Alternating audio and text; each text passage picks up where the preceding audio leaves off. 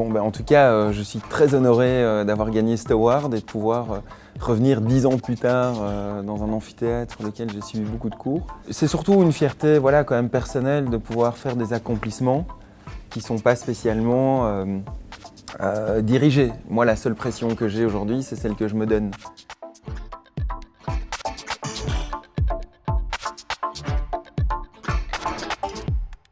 Je voudrais simplement dire à tous les étudiants de l'ICHEC que ça fait 40 ans que j'ai promu l'université aux États-Unis et qu'ils peuvent être fiers de l'université où ils sont car ils reçoivent une éducation qui est excellente, comme j'ai pu le démontrer depuis 40 ans.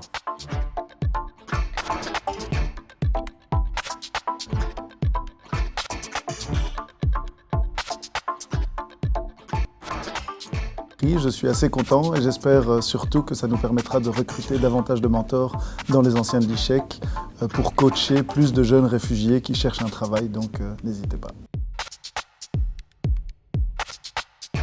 Un tout grand merci à tout le monde d'avoir voté pour moi. J'ai été super touché et ravi et honoré en tout cas d'avoir gagné ce prix, cet award à l'ICHEC. Je m'y attendais pas du tout. En tout cas, merci de croire en moi.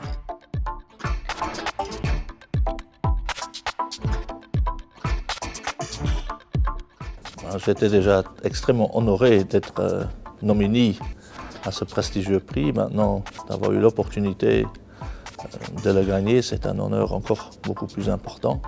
Ça m'a en plus permis ce soir de vivre une fête extraordinaire.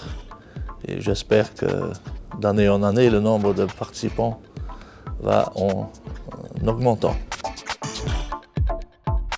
Moi, le grand intérêt, c'est qu'on découvre des gens que l'on ne connaissait pas ou très mal, qui occupent des postes vraiment importants.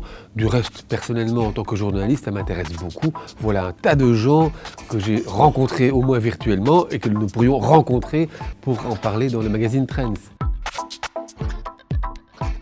Ce que j'ai vu ce soir, c'est exceptionnel.